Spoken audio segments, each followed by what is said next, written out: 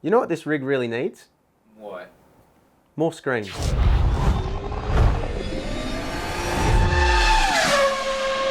Okay, so that might sound completely crazy, but there's actually a really good purpose for what we're going to be taking you through today. So you may remember on the old rig that we used to have set up in the other corner with the triple 35-inch screens, we used to have a fourth monitor sitting up above, which we used for a couple of different things. Now, if you come in nice and close and have a look at the setup that we've got running here at the moment, a lot of you have noticed in a few of our videos this little screen that I've got sitting here. Now this is just a low resolution, I think it's a 8-inch little monitor that's plugged into my streaming PC sitting down there currently. Now, if you want to understand more about how the entire setup works in terms of the dual PC setup and all that kind of thing, we do have other videos where we've explained all that. So check all that out if you're wanting to understand what the hell I'm talking about here, basically.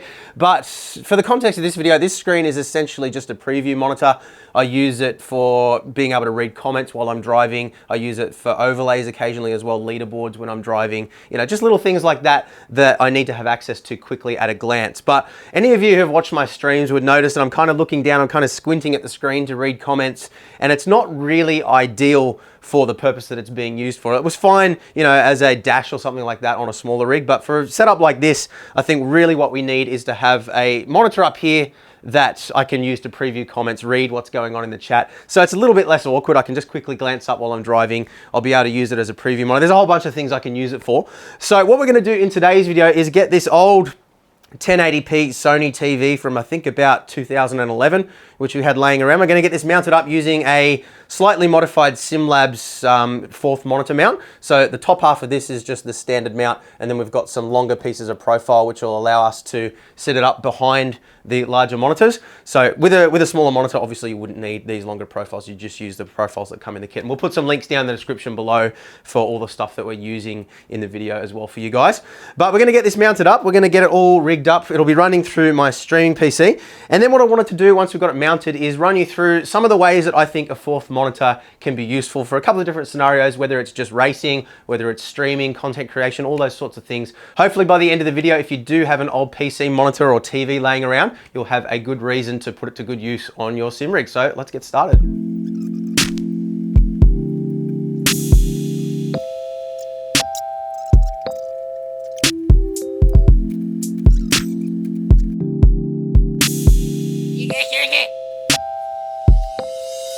Okay, so fourth screen is up and running now. Let's run through a couple of different scenarios here. Now, I want to take you through from, I guess, the perspective of somebody that's just racing, maybe racing in a league or just driving against AI, the kind of things that I think will be most useful to those kinds of scenarios. Then we'll also look at it from a content creator and streamer's perspective as well. So let's start off with the most common, just general racing. So if you have a look at the screen above me right now, what I've got running there is a live timing kind of screen, and we'll jump into iRacing, get that running as well here. So if we hit race, you can see I'm sitting in the pits at the moment because the race is going on without me, but we've got live timing there. We can see the lap we're on, we can see the track temperature, air temperature. We've got the leaderboard there on the left-hand side, sector times, the track map as well, so we can see at a glance whether there's somebody approaching us as we exit the pits or as we're re-entering the track after an off. All the things that I guess are fundamentally important when you're driving and you want to be able to sort of see at a glance. Now, having them on a nice separate screen like that obviously keeps the main interface clean. It means that you're not kind of being bombarded with information in your face all the time when you're not really needing to see it, and you can just kind of glance up at the screen when you want to have a look at it. So let me just quickly show you how that's set up, because it's all very, very simple, and the greatest thing is it's free as well. So again, assuming that you've got an old computer monitor or a TV or something like that laying around, you should be able to achieve everything that we're doing here today pretty much completely for free, other than just the cost of some sort of a mount for the screen. So let's Alt-Tab quickly out here again. I've got so many keyboards and things around me, it's hard to navigate everything, but we'll jump back into SimHub here quickly. SimHub is a free download, and I'm going to do a video later on just covering all the features of this, because it's an incredibly powerful piece of software. And the best part is it is a free download as well. You can unlock higher refresh rates for a fee, but for what we're doing here, the standard refresh rate works just fine. Having said that, given the fact that it is donationware, I would definitely recommend sending a donation and getting the full license unlocked, because it is a brilliant piece of software, as you'll get just a small taste of in today's video. So by default, we have a bunch of dashboards built into the software. There are a whole bunch of aftermarket developed packages, and you can develop your own as well, all through the interface in the software. So jump on Race Department and you can download those. I'll put some links down in the description below for you as well. But just to give you an idea here, let's run through a couple of basic scenarios. So the one that we've got up there running at the moment is SimHub Leaderboard. So if you are running the fourth monitor connected to your main PC, or all running from the single PC, all you need to do is just click on the Start button here, click on Open on a secondary monitor, and bam, it'll just go straight up to the second screen, and that is literally all you need to do. And you can see here, there's a selection of different screens here that we've got by default. We can run dashboards as well if we wish to do it that way. So say we wanted to do a dashboard, we could run that, and all the way through. We'll take you through some of these in just a moment as well when I show you how I've got it running through my second PC here for streaming. So that gives you a basic idea of what SimHub can do. And if we go into the editing screen as well, if we go New Dashboard, My Dashboard, you can see we can create all sorts of things here. So we can add gauges. So say we go down here, we add a gauge, and you can customize all this stuff. We can add progress bars, or RPM gauges. The sky's the limit here. You can add images. You can even add web elements as well. So say you've got a particular web page that's bringing in some telemetry from elsewhere, maybe one of your teammates or something that you want to be able to monitor in real time, you can pull that data in as well. So really, honestly, your creativity is the only limitation here. There's so many things that you can do, but let's close that off for now. We're not going to save that for now. And of course, there are other dashboard software packages that we can run as well. So Z1 Dashboard, for example, Joel Real Timing as well is another popular one. And they all have their strengths and weaknesses, I suppose. SimHub is the one that I tend to use simply because I use this to run so many other elements of my sim rig as well, such as my wind simulation, my butt kicker, vibration systems. There's a whole bunch of stuff that this is all running through the one software package. Very, very powerful stuff. Now, as I mentioned before, you can run this directly as a fourth monitor connected to your main PC. But if you are running it as a monitor connected to a separate system, you can still bring in all this data, which is exactly what I'm doing here right now. So what you would do in that case is you would open up the dashboard that you want to open and click on phone or tablet.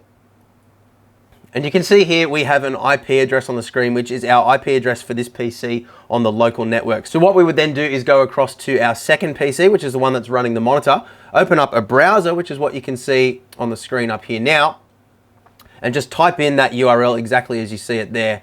And what you can see here is we've got the leaderboard here. So if we go back to that base URL, so let's just delete the dash that I've loaded here.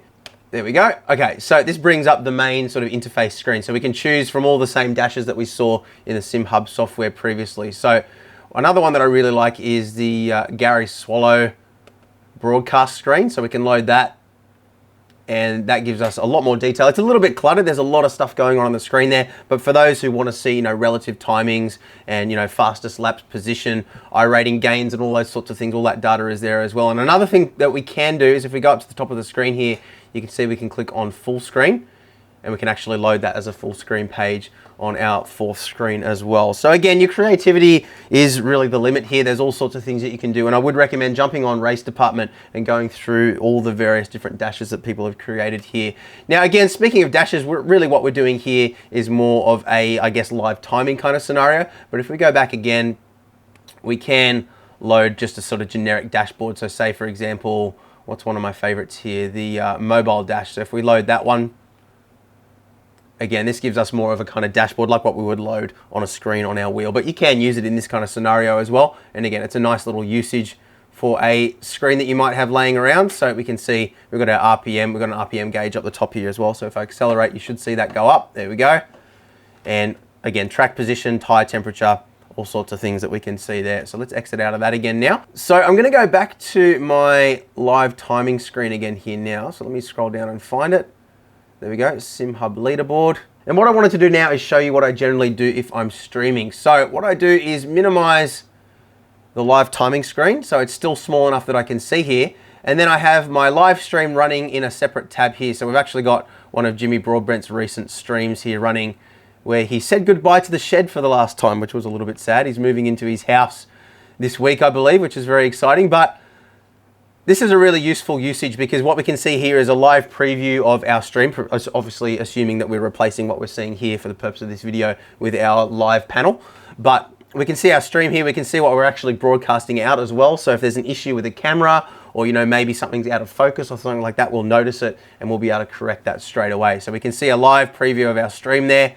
We can also see our chat as well. So we've got enough space here on a nice big screen like this that I can read the chat in real time too, which is really handy. And then if I want to, what I can do is I can load up that second browser window here, overlay that over that section. So then I have my live timing there. I've got my track map. I've got all the information that I need as well as my chat, and all of that's coming in real time. And that way I'm able to keep across all the things that I need to while I'm streaming without being kind of, I guess, inundated with information in my face constantly. And that's one thing that I do find quite distracting when I'm streaming often is, you know, if you've got chat overlays popping up in your face, if you've got things kind of all over the screen where you're trying to drive, then, you know, it can be quite distracting. Whereas when it's something that's intentional to kind of go, okay, I'm going to look up at my chat now, you kind of take your eyes off the road and up quickly. And it is just a glance.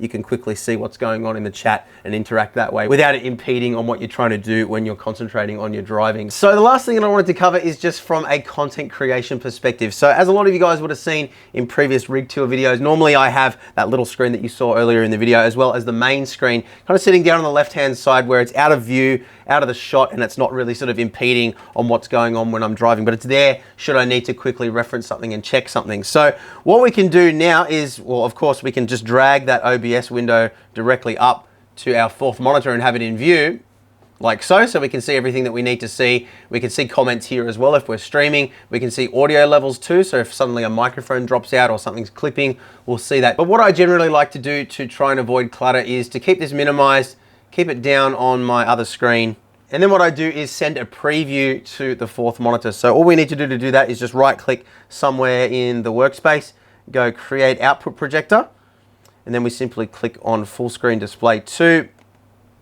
And as you can see now, I have a direct feed, exactly the same thing that you guys see in the recording. And obviously if there's an issue with telemetry dropping out or a camera not being bright enough, focus or anything like that, anything that's important to the quality and continuity of what you guys are seeing in the recording, I'll be aware of it. And that way, again, it's not kind of in my face, but it's something that I can quickly glance up if I need to do so. So I hope that's given you some ideas for some creative ways that you might be able to use an old TV or an old computer monitor that you might have laying around the house.